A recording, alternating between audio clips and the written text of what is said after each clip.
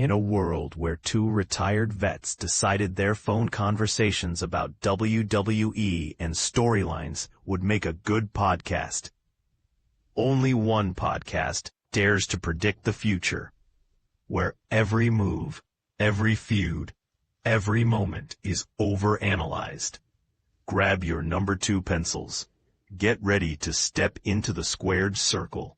This is your front row seat to the storylines as you wish they were written. Welcome to the If We Had the Pencil podcast. Here are your hosts, Sean Green and Matt Jackson. Welcome to the If We Had the Pencil podcast. I'm your host, Sean Green, and with me, as always, is my partner in crime, Matt Jackson. Matt, how the hell are you? Good. Life is good. So, yeah. It is good. It has been a weird and great week for the podcast this week, man. So, all right. First things first, man. We've been getting a lot of engagement lately, and I want to send out some shout outs to a handful of folks. So, first shout out to the Biconics, man.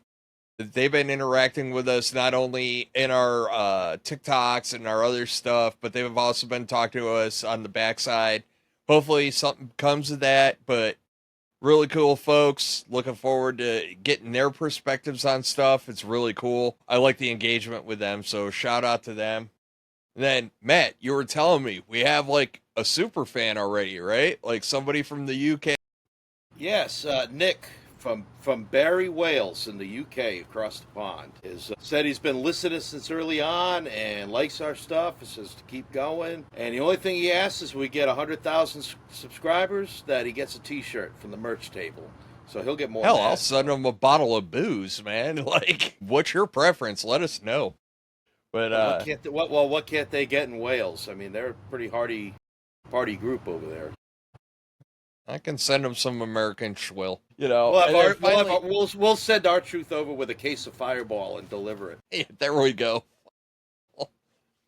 Yeah, I think we want to talk about. I think you wanted to talk about David, that commented on our Sammy video. Yeah. So, look, I don't want to get into the content, folks. If you want to see David's perspective on things, which it was really cool and engaging, and I give David all the credit in the world because David actually took the time, and that's what we want, folks. Like, if you hear something that you don't necessarily agree with, cool. We love it. We want to talk about it, right? Give us your perspectives. I mean, in a nutshell, it gets us thinking too. Like, well, yeah, they got a point here. That is a good idea. So, keep them up. Please stay engaged. We like it. So. Yeah, but no, David, shout out to you, man. Like, that was great. It actually got a dialogue between Matt and I going, obviously, off the pod, but like, hey, stimulate conversation, and then if we got to clarify or whatever, that's cool, but that's all right, and then I had an interesting Thursday night, Matt. So, in case you can't tell from all the Josh Allen leaping over dudes photos behind me, I'm a huge Bills fan. So Thursday night, Bills played Miami Dolphins. Tailgating, obviously, because that's what we do. And Matt, I don't know how the hell it happened, but we ended up right next to us, right next to our vehicle, the tailgate right next to us, were indie wrestlers. Can you believe that? Of all the things. We do a wrestling podcast. I know, right? Like, well, even in the lot, it's just like, what are the odds of all the cars that go into that lot? I'm next to indie wrestlers. And they're from Warriors of Wrestling, which is down towards Jersey and whatnot. Great, amazing dudes. Very proud of what they do. And by all means, folks, if you're in that area, or just look them up online and reach out to them, Warriors of Wrestling out there. I want to give them a huge shout out from the If We Had the Pencil podcast because, guys, it was great hanging out with y'all, and best of luck to you guys down there. Oh, cool. Yeah. I'll have to check them out. Yeah, for sure, man. Like, they got some good stuff going on. All right, Matt, I'm about to give a PSA, if you will, a public service announcement to everybody out there. And for those of you at home, Obviously, I don't have a monitor right now in front of my camera, so I unfortunately have to reference my notes off my tablet. But I want to get this out there because after Wrestle Palooza, I saw a lot of people having meltdowns, like epic meltdowns, worst PLE in years, blah blah blah. Look, folks, check it out. I'm gonna give you your woo-saw moment of inner peace. Wrestling is episodic. It is an episodic show, which means storylines carry over, and there's every show, Raw, SmackDown, NXT, PLEs. They're all just different episodes, right? And like anybody that's watched any kind of TV series knows that there's some hits, there's some misses. When you go back and watch them, you're like, it's this episode. And you're just like, yeah, I'm going to skip over this one. I don't feel this one. And you'll jump over an episode or two because you already know what happened anyways. And I say that because like the best example I can give you is the TV show House. I loved House. But I only loved House limited because I didn't care about his personal life. I didn't care about any of the other main characters' personal lives. All I cared about was him being a dick, trying to solve the mystery, solving the mystery, and just being a dick. I didn't care about his Vicodin addiction. I didn't care about any of that. Like, that's what made the show appealing to me. I just wanted to be a jerk and kind of solve the mystery, right? And so there was episodes that were more around his Vicodin addiction and stuff like that. Look, there's hits and misses, right? Calm down. The other thing I will say is don't knee jerk to everything that you see in the moment. Enjoy it. Because here's the deal, right? I'll give you the best example that popped up. Stephanie Vakir. For a long time, every Raw, and people were like, you're not putting her on the air. She's not wrestling. Well, it turns out she was sick, Matt. Like, what are you going to do with that? Huh. You know? Amazing what happens when the truth comes to light, huh? It kind of makes sense. Well, and that's the thing. And that's the thing I think it's very important for all of us to remember, especially in WWE, right? Like, people get hurt. People get dinged up. Sometimes you just can't go. Yeah. They're humans. They're human beings. There's no reshoot, you know. Family stuff happens. Yeah. Yeah. Like these shows Penta. are live. It's the same was with Penta. Penta was on like every week. And then he wasn't on for like 3 or 4 weeks. Maybe he banged something up or maybe he just took a vacation. Who knows, right? But guess what? When Penta came back 4 weeks later, everybody stopped crying because Penta was back. Like, and really when Penta was gone, I was like, I wasn't sitting there thinking, oh, they're not using Penta. I'm like, like they're taking Penta off so we can get excited when he comes back. Sometimes if you see the same person week after week, they start becoming stale. That's why they, when I say go away, like keep them off for a couple of weeks or 3 weeks, or they don't have a match and they do like what they did with Rhea Ripley. We hadn't seen Rhea Ripley wrestle in a few weeks on TV, but you saw her backstage, whether it be for 30 seconds or a minute at a time. Like we used to talk about Chelsea Green doing that. So you see them, but they're not like thrown at you for like 15 minutes every week. When Rhea wrestled last night, I was real excited for that because when they announced it, I texted you like, man, I'm like, Rhea and Asuka, like I'm down. I was down too, and like I said, man, like the good thing like about your house Triple H acknowledgement about having a stinker every now and again. I'm a big Rush fan, right? So for every moving pictures and 2112, there's a hold your fire. You can't nail it every time. Right. And I'm not trying to be an apologist for WWE because, look, sometimes they do put out crap. Right? I want to be clear about that. I am not, like, some blindsided fanboy. But, like, could Wrestle Palooza have been better? Oh, hell yeah, it could have. But, let's all take a breath real quick, though, because we don't know where these stories are going.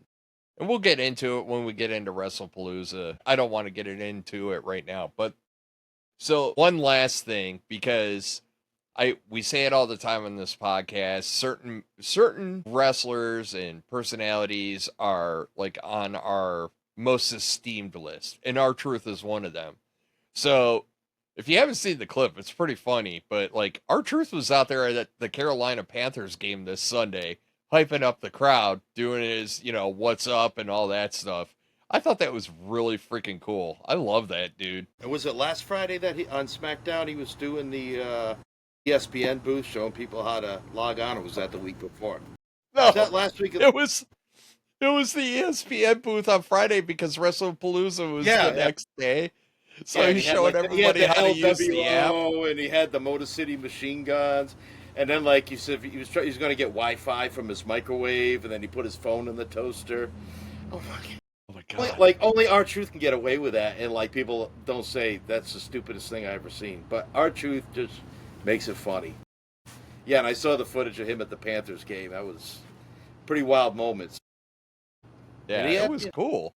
He had him jumping in Carolina, so. No, for sure. And then, so look, a lot happened this weekend. Matt and I got a lot that we want to talk about, so we're not going to really hit on SmackDown. We'll reference it here and there. There was some cool stuff, couple of good matches. There, the contract signing was meh, but like we did get, Bray Wyatt whispering in the ear of Angelo Dawkins, stuff like that. That was kind of cool, but really most of that show was really a setup for Wrestle Palooza, which is fine, but a little outdated now. We saw the aftermath, so let's talk about the aftermath, and then we'll talk about the fallout after that. So, Matt, you ready to get in some Wrestle Palooza? Yes, absolutely. Let's Palooza it up. Okay, I'll let you give your thoughts. Cena and Brock Lesnar, the squash match.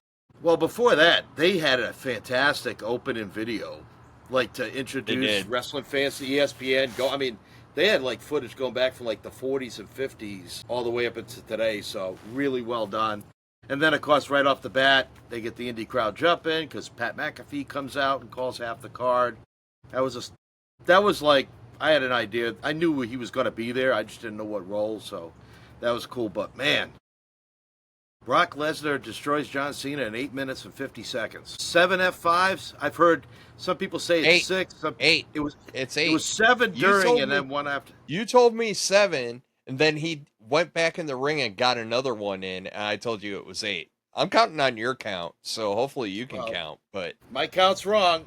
I'm sure we'll get a comment on one of the platforms about it, and that's cool. That's cool. Man, they could have done this so much different. I mean, when the match started, I told my wife, I said, this isn't going to go 10 minutes. So I expected that. But just the way they could have filled that 9 minutes a lot better. It could have went back and forth, and Brock could have given like 3 F5s. I don't know. Like, but it is the thing. Like, this is what I was getting at with my. So is Brock staying around for a little bit? Or is it just that when Brock comes back, he always has Paul there to welcome him when he does come back? So, a lot of open-ended questions. And I thought we were going to get him on Monday. We didn't because I guess Lesnar's. Who knows where Lesnar belongs? I just, man, it wasn't. First of all, it was not a good way to start off a show. No. Well, definitely. What did I tell you? I was laughing. I'm an awful person. I was laughing at the crying children. No, but what did I tell you? What? What did I tell you? Right here in his intro. What did I tell you? I was like, the last time that John Cena brought a bunch of kids out in his intro, it didn't go well. And guess what? He brought a bunch of kids out, and it didn't go well. So I think that we have to. This is where I get the. Let's all be a little bit patient. So I saw some social media today where it was implied that Cena decided that he was going to take the L because Brock was sticking around and he wasn't. That was one. So he was kind of putting him over. But we also don't know where this story is going, right? I have a theory that it's all going to. I think it's all leading up to War Games. And we'll get into it later because there's some other references I have to this here before I give my full breakdown on that. But I think a lot of this is leading up to War Games. And I think you're also in a sticky wicket because the Crown Jewel is such a weird PLE and we're on this stupid 3-week cycle of PLE every 3 weeks. They got to get that crap back down to once a month, man. It's just too much. Or Because go back to the brand-specific PLEs, or back when they had pay-per-views. You had a Raw pay-per-view, then you had a SmackDown pay-per-view, and they would alternate. So then you're only four that, well, the only PLEs that they should all be on the same show are your big four, and then the crown jewel or whatever.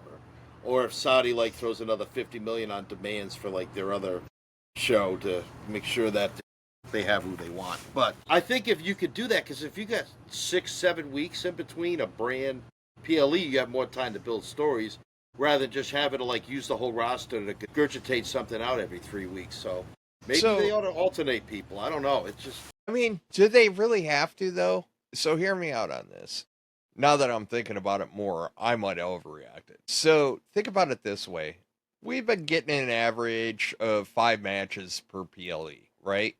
So really what should be going on leading up is they should be forecasting who's going to be in the next PLE, and they should be building that rivalry. And they have done that with certain people, but not everybody. So they should be ramping those guys up. They won't be on the PLE to get their match this time, but they'll be on the next one. There's a lot of talent on that roster, man. And right. It's hard to get a lot of people to shine. And then one thing about having a PLE every 3 weeks, you notice that they are putting more marquee matches on the Raw and SmackDown shows than they used to. So you kind of elevate in the match. We kind of complain it's every 3 weeks, but I mean, for the most part, are we getting better quality matches and stuff on Raw and SmackDown because of it? Probably. Whereas if they went every 6 weeks or 5 or 6 weeks, you may not see as many. It'll just be, just regular dum-de-dum. We're going to walk our way through it for 5 or 6 weeks, and we'll give you a good one here and there. But having to get these storylines kicking, it's forcing them to use Rhea and Asuka on Monday Night Raw. Good God, that's a PLE match 7 ways from Sunday, and that was a Raw match. So, we're starting to see. For sure. I mean, Randy Orton and Drew McIntyre fought on SmackDown a couple weeks ago. That's a PLE match. Damn, that's like a WrestleMania match. So, maybe no. So it might we are have getting a better quality. So there might be some negatives to it, but it might be helping the Raw and SmackDown shows, where we might not be seeing the PLEs as elevated because maybe the build-up's better than the blow-off. I don't know. Could be. I mean, all right, so I got to get this one off my chest, too. This is my return mail to the IWC, man. So one of the prevailing comments that I saw after the Brock Cena match was, he's only got a few dates left, and, this is how you waste one of them, blah, blah, blah. Cena should have went over. Look, one, this is why the heel run was so important. It changed it up. Can you imagine how stale his farewell tour would have been without that heel run? Yeah. I mean, it really made it feasible. The second thing is, if you thought that he was going to go through, people would have bitched, moaned, and griped if he just would have went Super Cena for all these last matches. I think it's good that he lost, and I think it's good that he got his ass whooped.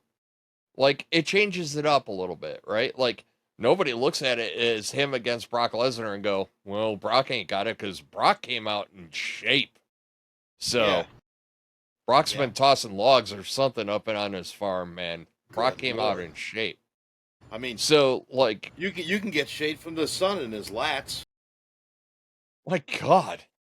Hey, Brock, arms out. Sun's too bright. Thank you.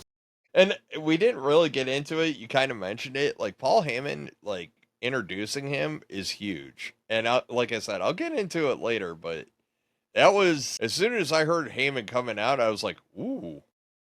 I was like, crap, something's happening here. So if Brock which is interesting here and there, I don't have him really touch the Vision, maybe for War Games or something, if that goes that way. But to Brock Lesnar, he's the advocate. Paul Heyman's the advocate. To the Vision, he's the Oracle. So I would love to see that duality. What I call him? Did I call it right? The Oracle. Yeah. So he's Oracle for the Vision. He's the Oracle. And then when he's talking about Brock Lesnar, he's the advocate.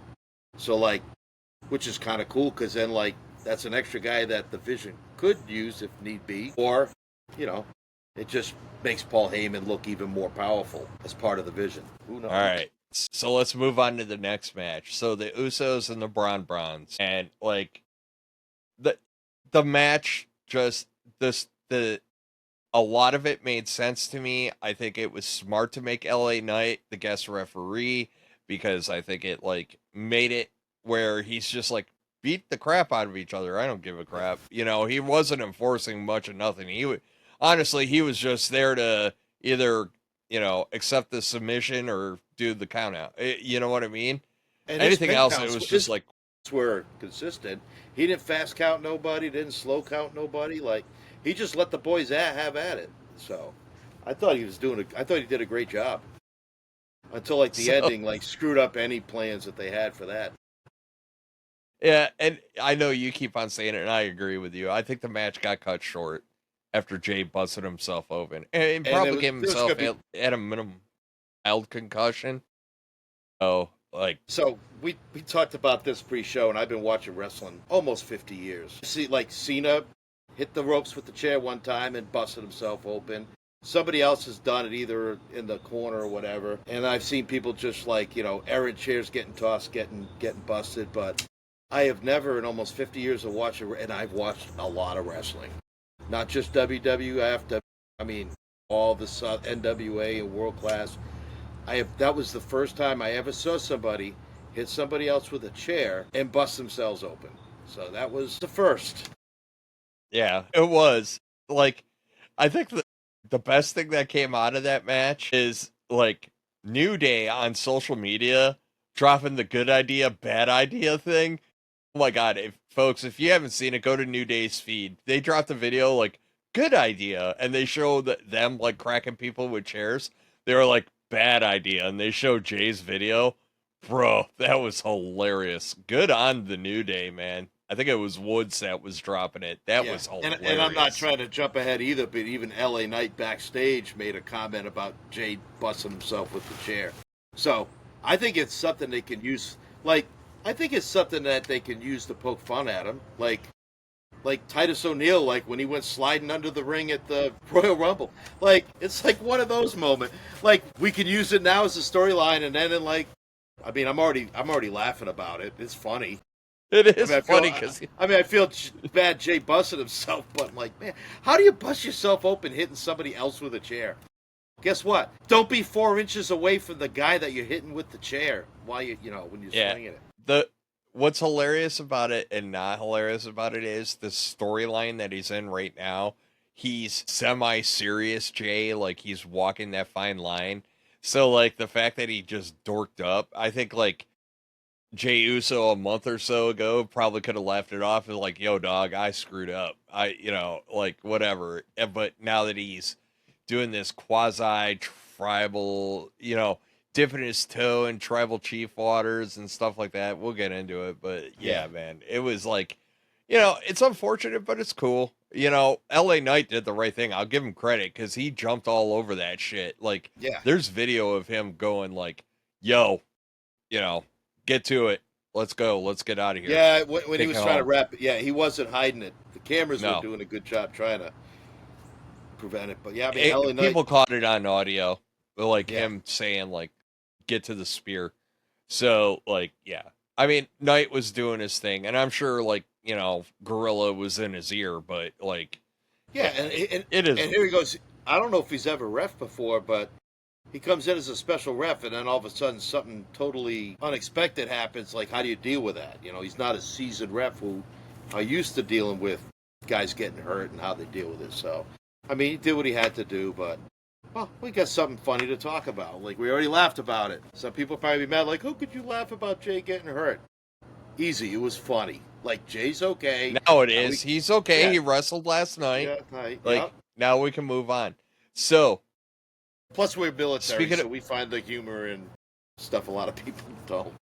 Drink some water. Here's some ibuprofen. Move on. 800 milligrams. All right. So we get the match of the night and the next match. We get Stephanie Vakir and Io Sky. And like, bro, I was captivated by this match. I was just like, this is so good. This is so good. Yeah. And Fakir's finisher, chef's kiss, man. Yeah. That was awesome. It was. I mean, I didn't really. Again, I didn't take a lot of notes, so I'm not going to go by specific moves. But they told a story. They used psychology. They hit their stuff. They both showed resilience. I mean, and then it was just Io Sky being gracious after the whole thing was really well done. I appreciated that. That was a good. I mean, I guess Fakir's technically a face, so that was a good face moment.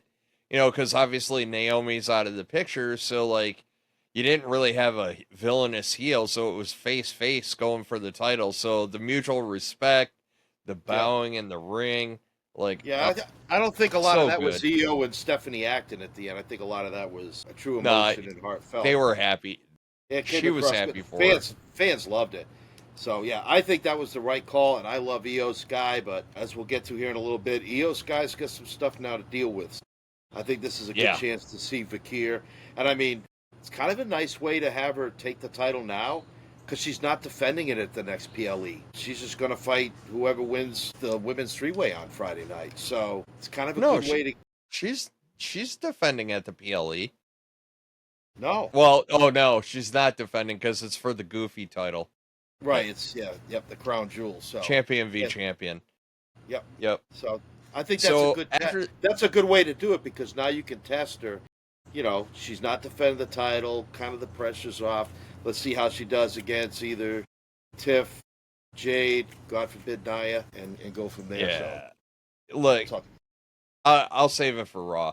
But so let's get on to Seth and Becky versus AJ Lee and CM Punk. Look.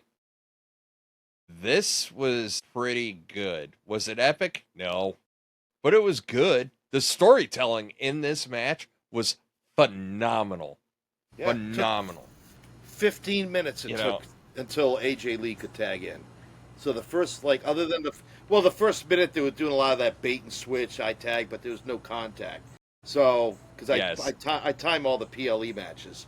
By the way, this one went over 29 minutes. But, so 14 minutes was just all Punk getting beat up by Seth and Becky and just thwarting every chance out AJ. So that was really good. And then they went another 15 minutes to tell the rest of the story. So I thought it was a good match. It was great. AJ looked really good. You could see a little bit of rust, but she's way better her first match after 12 years than Nikki Bella's been in even her last match. So I think AJ's going to be fine. But I really want to hit on Becky because there's a lot of Becky haters out there. And you do. Bro, I'm sorry, man. Credit to Fightful Select.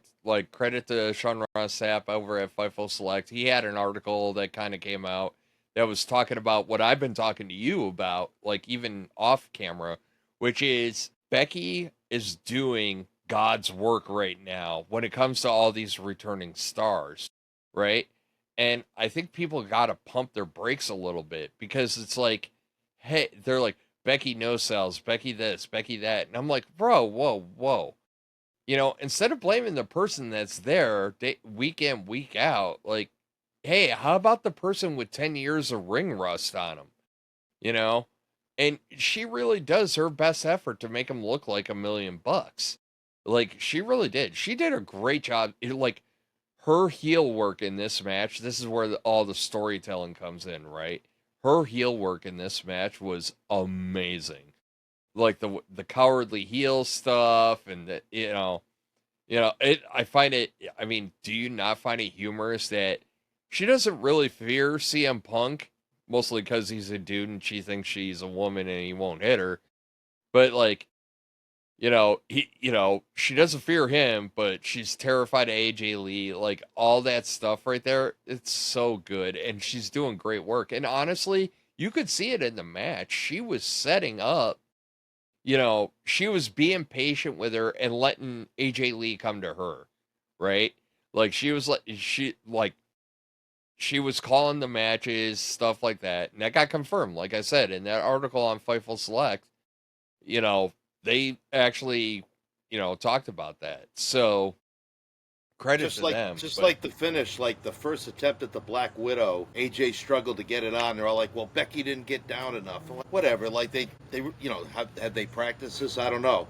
But Becky was quick enough to come up with. They did a 2 or 3 different moveset thing, and then AJ got her right back into Black Widow quick out. So, she did help AJ out. Like I'm feeling confident that I think after she gets her pacing going, AJ's gonna be fine. She's not gonna. yeah, for sure.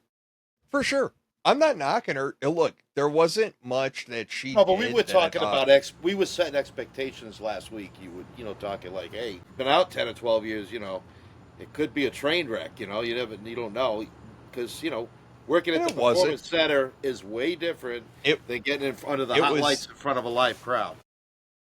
It was definitely very fluid. It definitely, to my point about Becky was giving her the pauses that where, like, I forget which match. It was a female match I just recently watched. Might have been the EO match from Wrestle Palooza, but like where stuff just hits and hits and flows and hits and hits and flows. Like AJ Lee, when she was in the ring with Becky, it was like flow. Gotta hold on a second. Okay, cool. I got you. So was it seamless? No. For being 10 years off the mat, it was incredible for AJ Lee. So, but again, my only beef is it went too long. It went almost 30 minutes.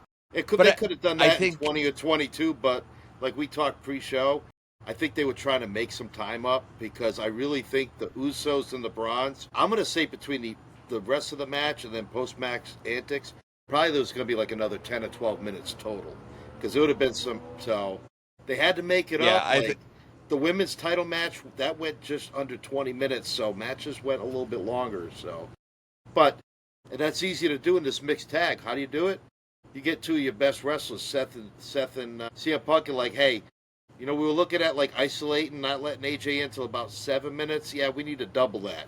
We got to get some time back into the show. So that's what I think it is. So no beef, but I thought it was really cool. Man. Yeah, and then after that match, we get The Undertaker, which was a nice. Hold on. Before we get to The Undertaker, Kofi Kingston. So Becky Lynch drops a tweet, or whatever we call him on X now. She drops a tweet out, and she's just like the ref, kind of blaming the ref, right? And Kofi Kingston says, I quote, "I've been saying this. She lets her bias dictate her matches. Very sorry that you were victimized." So basically, Becky digs up all this crap that like Jessica Carr had, all this past experience and blah, blah, blah. And then Kofi Kingston piling on. This again, New Day's social media game is phenomenal. Like, between the one we were talking about earlier and Kofi Kingston be like, "I've been telling y'all, she got bias," because obviously the New Day is never getting over. So, it was great. No, but they're entertaining as hell. Yeah. And all right, so we get to the main match. Cena Drew. I think this is more, or I said Cena, I meant Cody, excuse me. Cody Drew. This match was more about Drew than it was about Cody. I think, don't quote me on this. So, okay, first, timeout for everybody, okay? Look, I heard a lot of people. So there was a rumor going around. Cena was supposed to go over Brock, and Randy was supposed to come out, basically cause Cody to slip on a banana peel, and Drew would have went over. Great. Except it's much, much more compelling, and we saw that on Raw last night. Because you got to think, we got to go to the next PLE, and it's a unique one. So it's champion versus champion. While people may have loved to see Drew and Seth, it makes no sense. No sense. Especially when you got, Drew on like echelons above as a heel right now. Calm down. The Drew, Randy, Cody thing, it can come, but not right now. Not right now. So everybody needs to woosah. Like I said, this is about Drew's story, right? This is about putting Drew in a position where I don't even know if we actually see him at Crown Jewel, or was he on the poster? One of the posters came out. I don't know if he was on the poster. If he was, great. But, it's the story of Drew just kind of like screwing himself up. And then the ref, he's going to have the greatest promo on Friday ever. Like, the ref stopped me. He didn't have a reason to stop me. He can't stop me. Oh. You know what I mean? And I think Wade Barrett was calling him out on it too. Like, why is the ref stopping him? And I'm like, ooh, goody. We're setting everything up. Like I said, this match was less so about Cody. I don't know what angle they were going with other than to be like, wow, Cody's still, I don't know, got concussed. Like, was that what they were leaning into? I don't know. I don't know where the commentary really story about Cody. Yeah. No, but like I said, it was about Drew. So Cody was off. They were calling it out that he was off. So I don't know. I don't know if it was an angle. I don't know if we're getting into, Cody's going to get brain damage and next week he's going to be Goldust or whatever the hell, Star Baby or whatever the hell he was back in the day. No, we got enough people playing multiple characters. Let's not add Cody to that equation. What was his character's name? Oh, I forget. Stardust. Yeah. Oh my God. And remember when he broke his nose and he had to wear the clear mask for a while, and then he had the Ron Jeremy porn stash for a while. Yeah. Bring out the Stardust. I want him to just. Oh my God, that'd be epic. He hates the Star. I think you bring back Stardust for only one reason, and I don't ever see it happen, and is if Dustin comes back for one last thing. But Dustin's tied up with AEW for a while. He just had double knee replacement or a knee replacement. But why would you? Better yet, Matt. I hated the Stardust character. I don't care. I care because I can't stand it. It exists, so let's just leave it at that. I'd rather see the Boogeyman come back.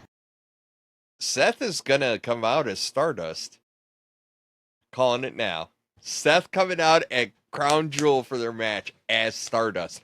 How effing hilarious and what a mind F for Cody would that be? Yeah, because then you have Seth. Seth has done that before in the past. Like, he came out in like the polka dot outfit. Yep. Like when he was wrestling Cody, if you remember. Yep. But yeah, Seth comes out as Stardust. Oh my God, how great would that be? And then Seth goes over. He's like, I beat you with your worst gimmick. Like, how great would that be? Oh my God. I know I'm talking about the 300-meter target, but we're talking about Cody and Seth. Man, Cody won the ring last year. I really want Seth to win at Crown Jewel. I think Seth needs to win. Yeah. I think you have Seth go over. I have no doubt about it. Well, it helps Seth. Let's not jump ahead. No, they had a promo. Yeah, and a good but one. Yeah, I'm not going to deep dive on their match at Wrestle Palooza. Like I said, the big takeaway from the match at Wrestle Palooza was the ref. It was about the ref, but it's about Drew. The story is Drew. You're heating Drew back up. You just gave Drew tons of ammo. Cannot wait for the promo. So I wrote after this. I passed this theory on to you, and you said it was good enough that I need to throw it out there. Yes. I think, possibly, it is possible, I'm not saying that it's a fact, I think this might be setting up for like one of the most star-studded war games that we've probably seen since they brought the war games gimmick back.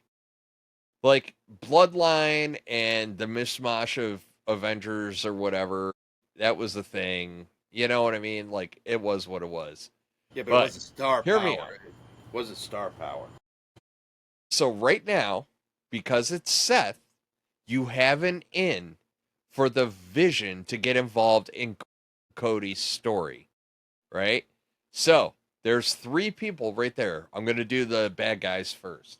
So you have Seth, Breaker, and Reed, all part of the Vision, okay? Drew obviously has a beef with Cody. Drew is also in past promos gave credit to Seth and the Vision. So I think that's a nice little, that's how you get him in there. And then now that Paul Heyman did the intro for Lesnar, there's a possibility you could get Lesnar on the heel side too. Yeah, and which if you can't is get Lesnar, then scary you to bring think Logan. of. Well, then you could bring Logan Paul if you can't get Brock, because Brock's associated with Drew. Yes. And I that's think kind that of a all nice comes little together. That's a nice playground for Logan Paul to play in. Like 2 rings. It is. Surrounded by steel. Like Logan, that's like his bounce house, man. He'll have all sorts of fun in it. And then, obviously, Cody would be on the face team. Who else did I have? Cena, because of Lesnar. I even put the reasons. Give me credit for that. I actually wrote down why they would be there. I made it make sense. Punk, because he's still beefing with Seth always. Jay, just because he's been having a tussle up with the Vision. And then I had LA Knight, and I had reluctant participant, maybe because of all the friction with Jay. But I did have a possible sub taking Knight out and putting Roman Reigns in. But I think that War Games match is going to be big. I'm not saying it's happening. I don't know. But I was like, if I was to do it, yeah, let's put all the kids in the pool, man. Let's put all the kids in the pool. And then, how about this? Does it have to be 5-on-5? Can we expand it yes. to 6-on? Can we expand it to 6-on-6 and you can have Drew, Logan, and Brock? No. I think that's too much. The 5-on-5 works, especially with the 2 rings. They've actually done a pretty good job with the War Games matches where, like, both rings get kind of worked, or you got all the dead bodies in one ring, right. So the stuff kind of keeps going and churning. So I don't like it know. 4-on-4 because it seems like now the 2 rings are too big for 8 total, and it goes by too quick. So 5-on-5. Yeah, it's like 2 tag team matches going on at the same time. 5-on-5 is kind of the sweet spot. So, and then I ran this by you. You kind of poo-pooed on it, but I think it would be cool. I think there should be 3 War Games matches on at War Games. So obviously we just talked about the men's. You'll get a women's, and then I'm sure it was a passing joke. I don't care.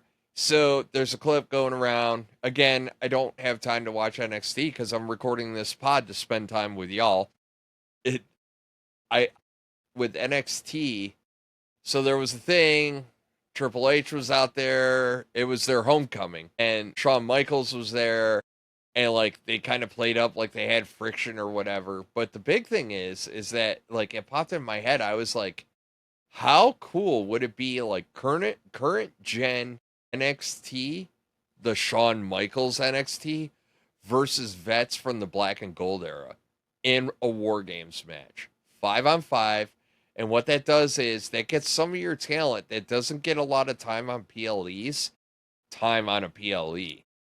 So you're going to get your young kids time, and then you're also going to get your, those Fraxium. folks that came up for, yep, you could do a Fraxium. You could do, no, because Fraxium there's a lot, like Gargano, Ciampa, guys like that. Like, Carmelo I think Hayes. it could be cool.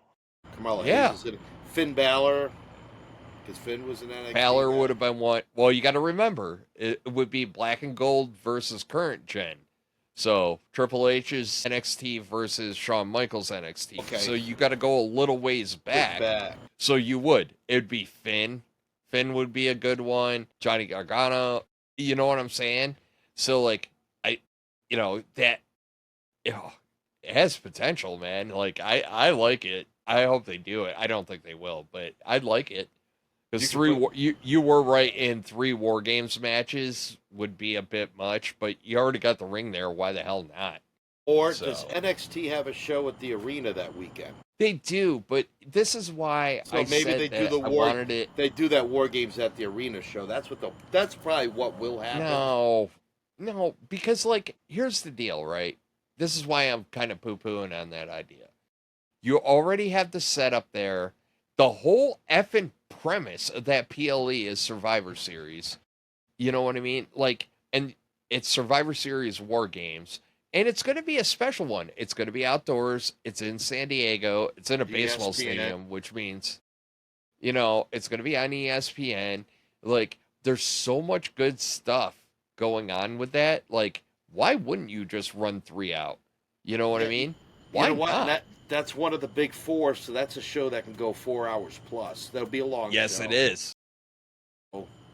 Yeah, I guess you can go with 3. And, like, I kind of mentioned to you, like, usually, like, I would watch them on a lot of my deployments was TNA.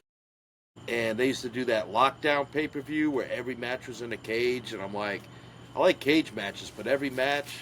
And they made it work because they would add little different gimmicks to it. And so... Well... It might work. I think the problem is that with War Games, you got the 2 rings, right? Yeah. I kind of like the lockdown premise, but I think when you got those I'm not 2 saying rings, to do that. I'm just saying that was a good show. Like, I liked it better, so that's kind of my reason. Like, if we have 3 War Games, if they do it right, maybe it won't be overdone. So, yeah. Any closing thoughts on Wrestle Palooza? Yeah, not really. It was a C plus. Wasn't terrible. Wasn't great. There was stuff. It wasn't. But if you notice, there was no outside interference that whole show. Very little use of weapons other than the Usos. Like, they didn't just... Someone went through a table, I think, right? Yeah, who went through the table? Oh, yeah.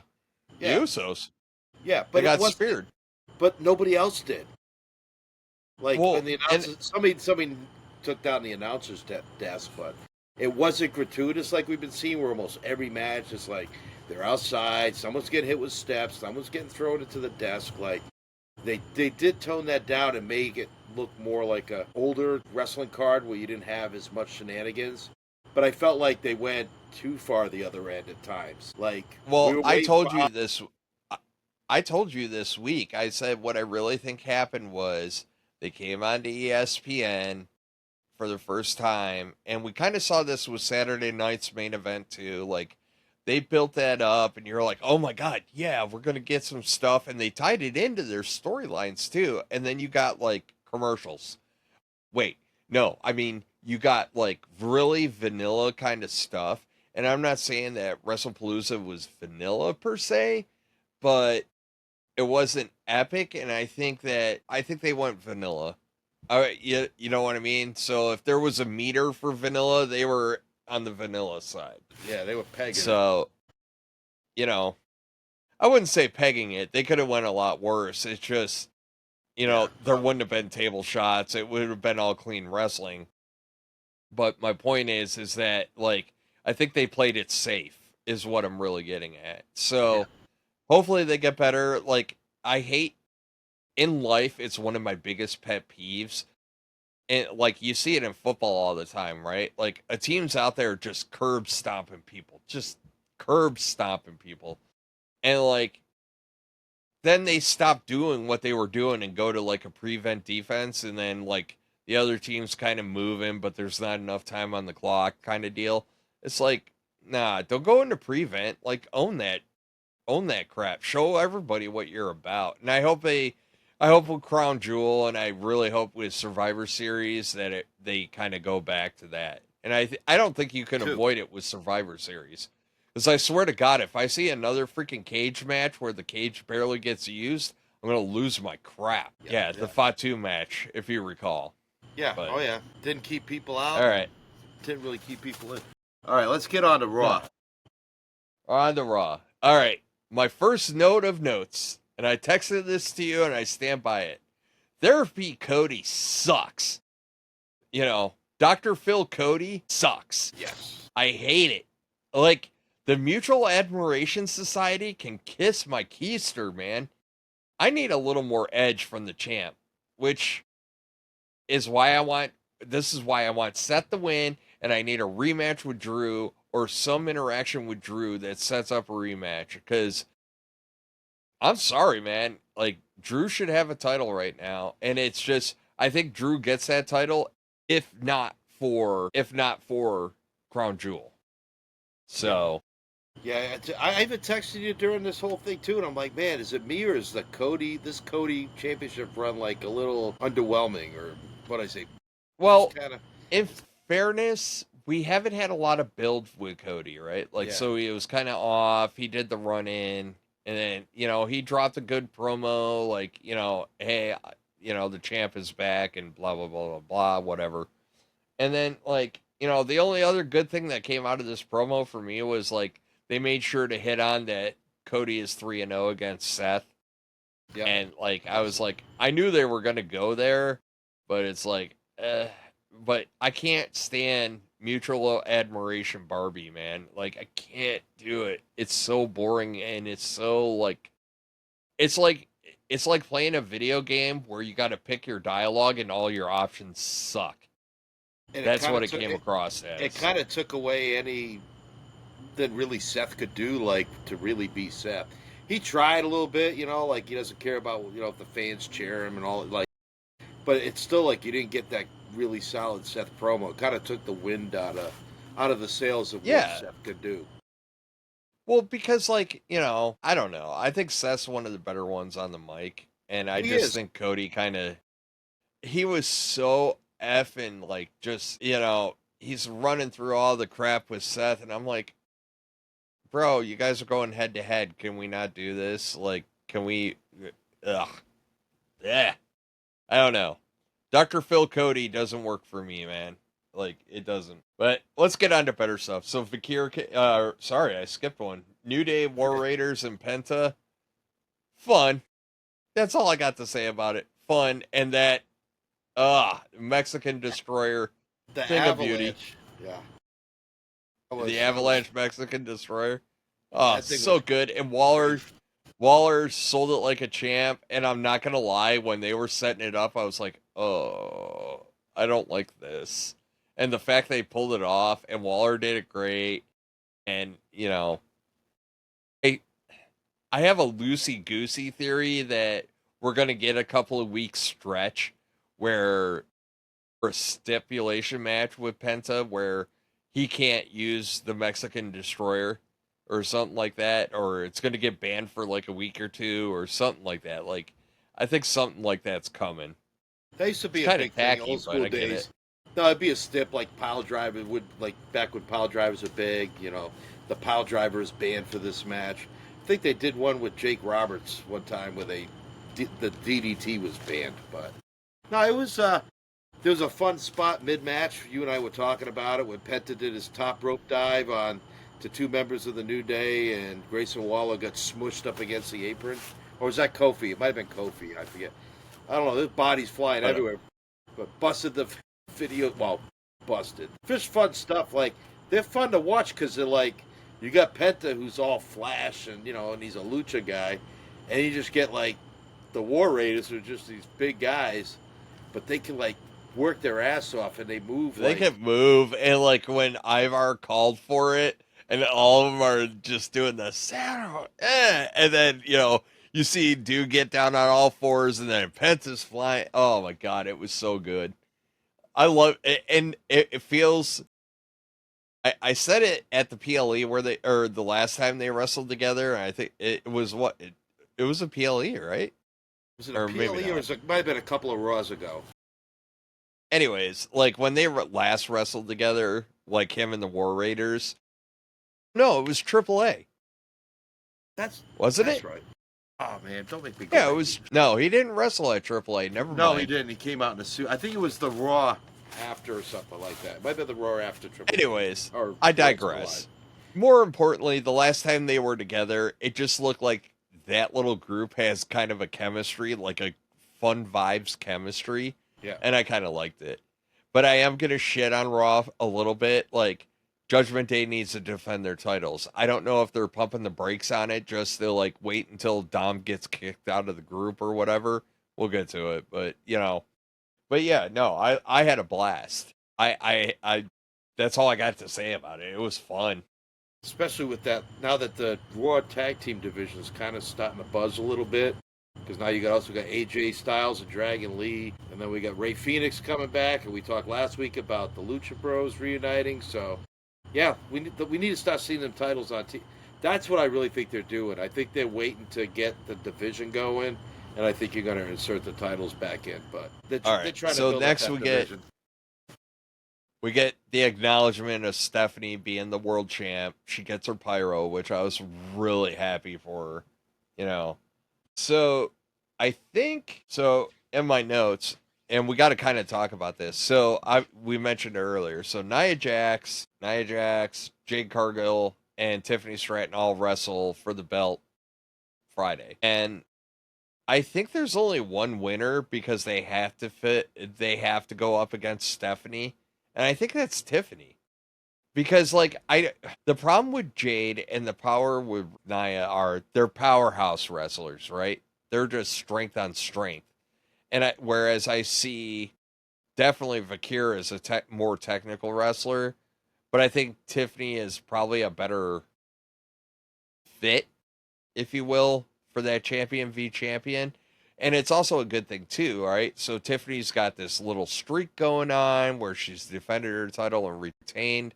This is an opportunity to get Tiffany to take an L. And if she takes an L and it doesn't hurt her, and Fakir just gets boosted all the more by doing that. It really would legitimize Fakir as the women's champion going forward. It does, but if she wins Crown Jewel, is that too much too soon? Could that turn off? No. You don't think so? Did you see her? Oh, I know. She's amazing.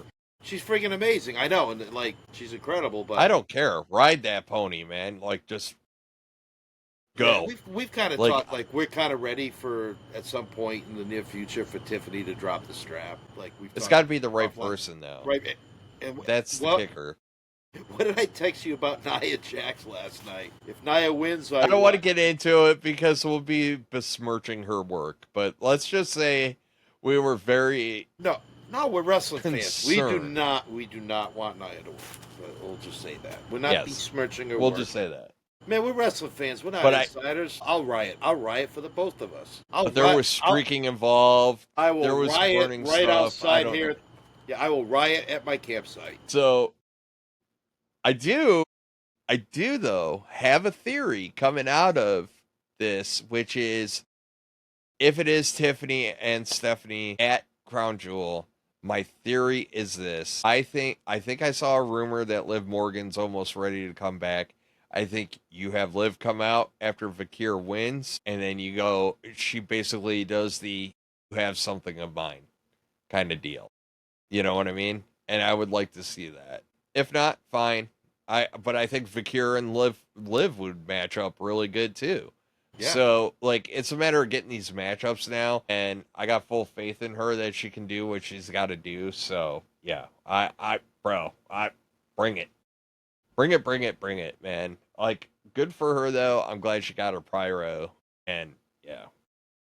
Once you got your pyro, you know you'd made it. Yeah. Well, they didn't spare no expense on pyro for the ESPN one. That's for damn sure. Because holy crap, it was nonstop. All right, so after that, we get Bayley and Perez. All right, it was a match. Tripolar Bayley is an interesting character to say the least. I like it. But it's early. That's all I'm going to say about it. It's early, and I need to see where it goes. I'm not going to give it 2 thumbs up. But it's early, or as what was the show? Oh, and Living Color, 2 thumbs up in it. You know what I mean? Oh, the movie guy, yeah, hated it. Yeah, the movie guys. Yeah, men on films. Oh my God, we're missing a shtick. We could have done that for Wrestle Palooza. Brock Lesnar and John Cena hated it. Anyways, I did that way too good. Oh God, that's great. Anyway, I miss that show so much. Oh man, don't get me started on when life. Well, we get Rusev and JD. So the beauty of this was Dom threw JD under the bus. He was like, Finn, I need you to help me out. And Finn's basically gave him the kiss my ass, and then he's like, go talk El Grande Americano. Go ahead. Who now has a crew, by the way. Yeah. And then JD's like, all right, I'll take one for the team. And he's like, yeah, I got your back out there. He's like, I'll go talk to Pierce. He's like, don't worry, I already set up the match. And you just saw the whole Judgment Day go for Finn, who was playing on a Switch. But it was interesting and it was great and like the ending made sense, but man, nobody sells better than JD. JD McDonough's a great effing seller, man. Yeah. So smooth. Yep. And at the end, Yes. and at the end, like Dom doesn't even help. Like Finn has to drop his switch and Yeah, run he out and help freezes out. up. Yeah. Yeah. Well, and I think it's a good thing because obviously they have a title match next week, and I think that Dom's going to drop the IC. Yeah. I think Dom's going to drop the IC. I think there's a lot of reason behind it. I think I've mentioned this before, but Dom dropping the IC lets him focus on being El Champion or whatever that belt is called. Mega, Triple And A then Mega. Mega Champion. Damn. Mega Chip. Hey, I'm learning. This is my first year watching, lucha wrestling outside of, normal promotions. But yeah, so I think he's going to focus on the Mega Championship. And then I think you put the title on Rusev.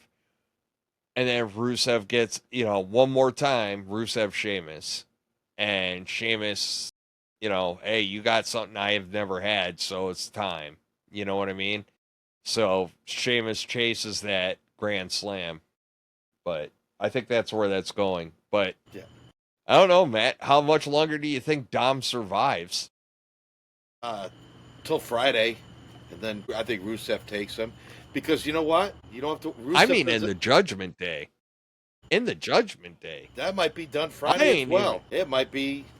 Because this is what I think is going to happen is he's going to expect Finn and he's going to expect JD to come out and have his back against Rusev.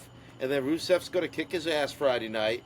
And then they'll either come out after the match or it's probably going to main event the show. Or, well, no, maybe not. But at some point you got to put it in we'll there. See what they build. When he comes back and he starts yelling at JD and Finn for not helping him, and they just, like, yeah, because we're done with you, bro. Like, go. Like, you're done. We're done with you. Get out of here. Like, go play with your Los Americanos friends. Like, we're not dealing with you anymore. Or they try. Do you think Rusev's head is hard enough that he could stay up after a loaded mask shot? After a loaded. I'm being dead serious. So how's he been winning? Loaded mask. Right. It's either Dom doing it or El Grande, right? So what if one of them loads a mask, gives a headbutt to freaking Rusev, and Rusev stumbles, but he just kind of walks it off, no sells it. Whoa, that's one way to make Rusev. Well, yeah, he's not quite there. Yeah, well, and that would kind of put him there, right? Like, and then, like I said, you get the banger with Sheamus. So, but I would wait Sheamus. I like it a lot. I would do Sheamus and him like Royal Rumble or later. I'd let Rusev go through some other people and do that in early 26. Maybe even give Sheamus a WrestleMania moment where he beats Rusev at WrestleMania, gets his title or something. That's a long ways away. That would be cool. Yeah. Wouldn't make me want to spend so we get thousands of dollars to go see it, though. Like when those so if you don't know, the ticket prices came out this week for the 2 nights. 400 levels, like $800 and some odd dollars, right? And like Matt and I were talking about it. Now, granted, he lives in Florida, I live in Maryland. We're East Coasters, but like you got to stop and think. Even if it was just me and my wife, like that's like almost $2,000 just to go. Not the counting the flight, the hotel, and everything else. That's crazy, man. Like when they were in Philly and I was trying to get tickets, man, they weren't even that. I could have spent that, got 2 seats in the nosebleeds, and been way cheaper. But yeah, this whole Vegas thing, and well, we don't have to worry about it next year. So, going back to Wrestle Palooza, sign of the night. What was it? I sold my kidney or something. I traded my kidney for tickets or something like that for Wrestle Palooza. So yeah. So hey, if you want to go to WrestleMania, if you got a spare kidney, there you go. At least it'll put you in the building. It's going to be I don't know. Matt, what do you think ticket prices are going to be in Saudi? Oh wait, the flight. Anyways. All right, so we end the show. We get next we get Jay and LA Knight. I'm actually interested. I'm really interested in seeing where this goes, and I need to kind of put my spin on this. This dynamic between Jay and Jimmy right now, I find intriguing as all hell. Believe it or not. And when you put the LA Knight factor into it, so like LA Knight's kind of being the good dude, to Jimmy, and Jay and LA Knight are beefing, but the best way I can explain both of their exits out of the bloodline was like getting out of an abusive relationship, right?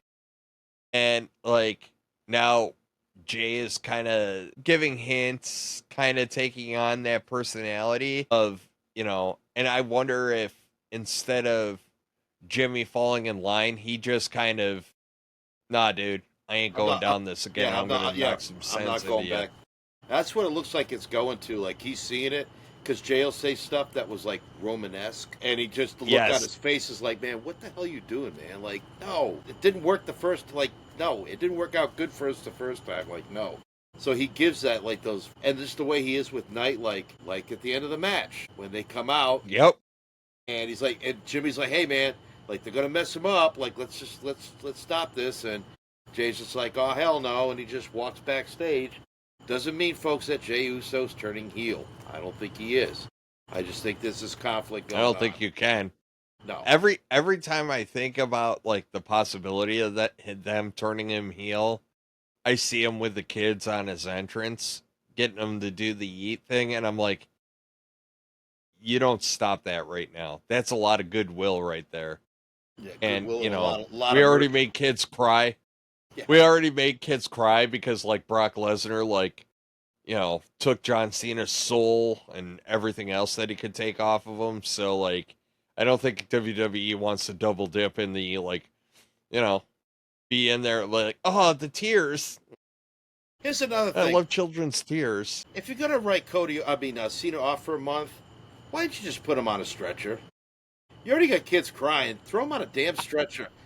That would have been so. I was wondering that. Like, because then he ends up getting up and he walks back. He's like, I'm like, no, dude, you got 7 F5s. Like, where's the backboard? Where's the whole stretcher ride? Even if you didn't do the backboard, like, just have 2 people helping him out. You know what I mean? And he does he gets to the top of the ramp and does the, like, kind of wibbly, weebles wobble, but they don't fall down, kind of wave to the crowd. Like, that would have been better. Like, it would have made more sense. But, I don't know. I said, I am terrible. On the whole Jimmy J thing, though. Sorry, I'm still laughing about the kids crying that Cena getting destroyed. I'm terrible. Bro. Your internet. Yes, sir. My internet is... Your interwebs, buddy. It is my webs. I can see it right now. All right. Can you hear me all right? Yeah, I can hear you now. Stop watching Pornhub while we're recording, man. Oh, not true. Fake news. Nah, but you were saying, though, like, because now I forget what I was glitched out, bro. I totally glitched out. All right, cool. Yeah, we'll move it on. I was just talking about, I think it's funny that the kids were crying when Cena got beat up. So, anyway. Yeah, I know. It was kind of impressive. And if Cena hasn't learned his lesson yet not to drag a bunch of kids out when he does his intro, I don't know what to tell him because that's not apparently good luck. Good for the kids, though. They were there when I got curb stomped. Great. Yay. But... Oh, they got free merch. But that, man, John Cena almost died, and all I got was this T-shirt. I was just about to say, I showed up to see John Cena win, and all I got was a T-shirt. Like, yep, that you could wipe your little kid tears on with. Oh my gosh! All right, I'll stop playing the heel. Gotta be what you be. That's but it. now, Matt, that's it. We got through Raw. We talked Wrestle Palooza. I don't think there's any epic news. We didn't talk about the main event. God, I keep on looking past my note. Yes, Rhea and Asuka. That saved a very flat show. That show was a flat show, and this match was amazing. It was perfect. I loved that match. And like even the post-match stuff. And look, let's be real on this. They've been teasing that for a while now. Like the whole Io Asuka thing.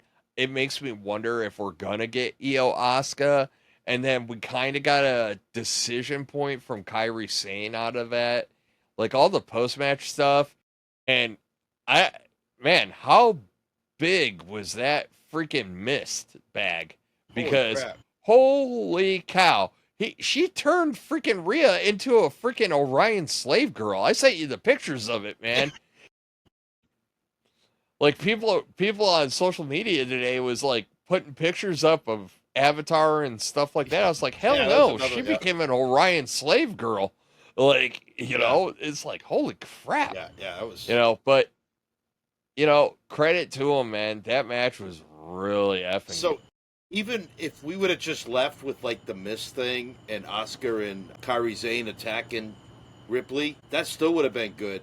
But then Io comes out and she has that little like, you know, she goes to hug Asuka like.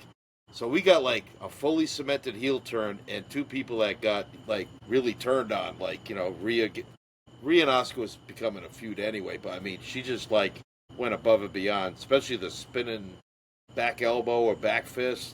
Just laying her out. Yeah, that was good. Didn't have to be a fancy smashy move. Just Asuka's an impact hitter. Just knocked her out. I thought it was so well done. That was an A segment and match, right? The whole thing was. It was. Oh, for sure. Because like there was told so much story and set up so much now. Obviously they're all going to be beefing, and even with the backstage segments leading into it, like, you know, the conflicted Kairi Sane, well, now she made a choice. And then, you know, the whole, like, you know, EO being like, no, they're my friends. We good. And, you know, you got Rhea as the voice of reason, like, no, girlfriend, you got to watch out for them. You know what I mean? Like, all that interpersonal relationship dynamic stuff that was going on backstage that led to all this, brilliant. Yeah, and you until know, the last second, EO still, like, was loyal to Asuka to the last second until Asuka determined that she didn't need EO anymore. Until she cracked her. Yeah. And then it makes me wonder, though. Like, feud. I think so. And I think we're going to get some mileage. Well, they're going to be in Australia. I would. You're in Australia. You get Rhea Ripley on the card. Rhea and Io versus Asuka and Kairi Sane. Why not? Put that on the Crown Jewel card. I was in a debate about that, though, because I was kind of like, you don't give Rhea a singles match? Well, you know, I don't know. In a perfect world, if it's not Crown Jewel, Rhea Ripley gets a world title match. So she's yeah. So now that we saw Rhea and Asuka on Raw, I think it'll be a tag match. My first impulse is tag match, but I think my first impulse is tag match, but I think there's some possibilities, some wiggle room in there, you know. But no, it was all done well. I liked it. I think there was a lot about Raw. I bet you'll have a clear picture next Monday, much clearer. Well, and what I will say about this Raw, and you're right, it was kind of flat, but it was doing a lot of setup, and they did a lot of setup backstage, and they did a lot more worthwhile like story building backstage. You know what I mean? Like, it wasn't just you know, oh, hey, we're interviewing this person and there's craziness going in the back kind of deal or any of that crap. It was like straight up, like real good building. So the interactions between Io and Rhea and a lot of the stuff backstage has been really solid lately. I was waiting, like last night when Seth's staring at the watch in the locker room and Becky just is going off and like nagging. Like, she's just venting. I was just waiting for him to, like, turn around and be like, woman, will you just shut up for 1 second? Take a breath. Go to catering. Do something. I was waiting to see. I was wondering. Because he looked like he was kind of like, it was annoying him, but he didn't want to say anything, like, character-wise. But, like, I was waiting for, like, Justin to just, like, tense up and just either, like, give her a look or just be like, not now. I don't want to hear it now. Not now. Like, go to catering. Leave me alone, like, or be quiet, like something. Well, it was interesting to see her being the hothead and him being contemplative. Like, he was just sitting there in deep thought about some stuff, and like, you know, he's got to figure out how to beat Cody. He's never won, so that's his thing. He's got to figure out how to beat Cody. but I think that there's a new dynamic there, right? Like, I think he can kind of harness it in the sense that, like, no, you think you know me. That was the old Seth. But I am still the revolutionary. I am still, all that crap. Like the architect. I am, I don't know. Like it it really did derail things. And come to think of it, now that we're talking about this, shit. He went Dr. Phil Cody on freaking Jay too. God damn. He was therapy Cody last night. Yeah, that's it right. was annoying. Because Jimmy's like, maybe you should talk to him. Do you need a hug? Like, good God. Therapy Cody sucks, Matt. The only thing that does, that gives Jay an opportunity to go to Jimmy and say, hey, man, what are you talking to Cody about our business for? Because when he was with Cody and Jay's like, hey, if he starts that shit, if he starts that stuff, dude, nah, that's too Romanesque right now. This is family business. Like, get the hell out of here. So that's what Jimmy can tell him. Yeah, man. But Matt, it was a fulfilling weekend. It was a great weekend. It was. I enjoyed this one. We got to talk about a lot of really cool stuff, and I'm looking forward to it. Matt, tell the folks where they can find us. They can find us on YouTube, which I try to post shorts at least every day. So something should be coming out tonight, as well as the full podcast. We're on Spotify, Apple Podcasts, TikTok, Instagram. So, again, thank you all for your likes and comments. Please subscribe. Please share, too, as well. So, hey, man, we need subscribers because I got to get Nick a T-shirt here if we had 100,000 subscribers. So, yeah, we need to get Nick a T-shirt and a bottle of booze. So we got to hook Nick up. Hey, so check it out. Like, again, Nick, thank you. The other one's name, Chris? David. Dan? David. I'm old. This is what happens when you get old. David, thank you again for your comments. Keep them coming. Warriors of Wrestling, shout out to y'all. And Biconic, shout out to you guys too. Like, shout out to everybody. Keep on talking to us. Let's keep on talking. Let's have that dialogue, and let's get into this next week. Remember, woo-saw, folks. It's okay. It's all part of the episodes. We're going to get there. So, everyone, have a great week. Let's have a chill week, and, we'll talk to y'all next week. Have a good one. Later.